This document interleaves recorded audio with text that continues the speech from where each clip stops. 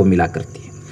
علی رضی اللہ تعالیٰ عنہ کا ایک مشہور شعر ہے، حضرت علی رضی اللہ تعالیٰ عنہ کی جانب منسوب ہے، رضینا بقسمت الجبار فینا لنا علم وللجہال مال۔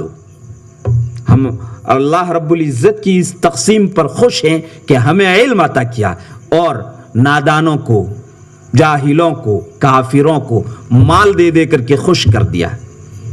ہمیں علم دیا ہے، انہیں مال دے کر کے خوش کر دیا۔